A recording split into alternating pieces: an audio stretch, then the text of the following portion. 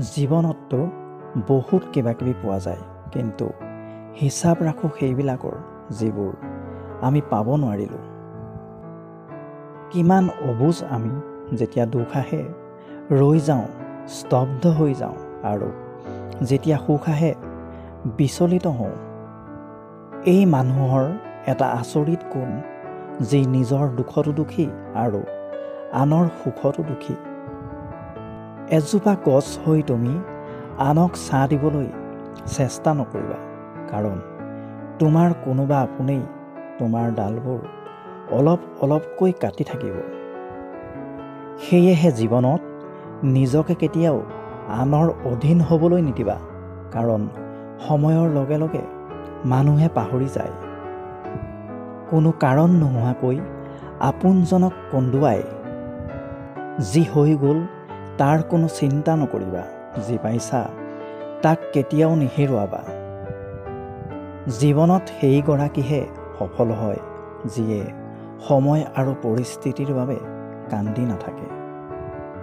মনত ৰাখিবা, আমাৰ প্ৰত্যেকটো দুখৰ কাৰণ আমাৰ বিফলতা। আমাৰ প্ৰতিটো বিফলতাৰ কাৰণ আমাৰ চিন্তাধাৰা। তোমাৰ ভিতৰত পৃথিৱী জয় কৰিব পৰা শক্তি আছে, যদিহে তোমাৰ নিজৰ আৱিষ্কাৰ কৰিব পৰা সামৰ্থ্য আছে। হাতী সকলোতকৈ শক্তিশালী জন্তুৰ ভিতৰত এটা, কিন্তু এডাল দুৰ্বল ৰছীৰে বান্ধি থোৱা থাকে।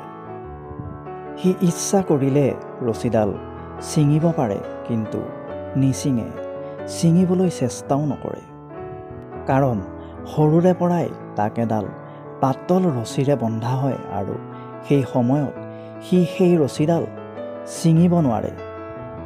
সি ভাবে যে কেতিয়াও সেই ৰছীডাল ছিঙিব নোৱাৰিব। সেয়েহে ডাঙৰ হৈ শক্তিশালী হোৱাৰ পিছতো নিজৰ ভুল চিন্তাধাৰাৰ বাবে সি ৰছীডাল ছিঙাৰ চেষ্টাও নকৰে। আমাৰ লগতো এনেকুৱাই হয়। সৰু সৰু দুখ কষ্টই আমাক এনেকৈ বিচলিত কৰে যে আমি মনত এনেকুৱা ধাৰণা বনাই লওঁ যে এই দুখ কষ্টবোৰ শেষ নোহোৱালৈ মই জীৱনত আগবাঢ়িব নোৱাৰিম, আমি সফল হ'ব নোৱাৰিম। আমি পাহৰি যাওঁ যে এই দুখ কষ্ট সমস্যা সকলোৰে জীৱনত আহে, আৰু এইবোৰ আহিয়েই থাকিব।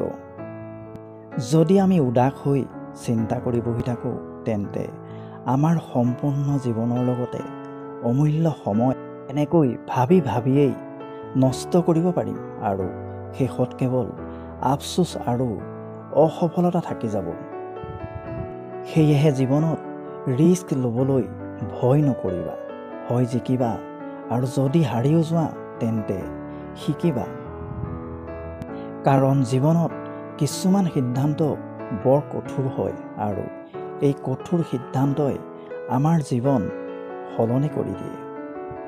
সফলতাৰ বাবে 3টা বস্তুৰ অতি প্ৰয়োজন: সঠিক সময়, সঠিক নিৰ্ণয়, সঠিক চিন্তা। জীৱনত কেতিয়াবা এনেকুৱাও হয়, আমি সঠিক, কিন্তু নিজক প্ৰমাণিত কৰিবলৈ কোনো প্ৰমাণ নাথাকে।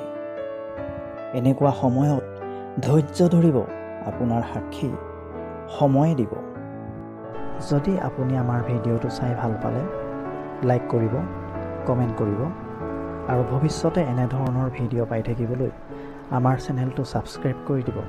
লগতে কাষত থকা বেলটো প্ৰেছ কৰি দিব। ধন্যবাদ।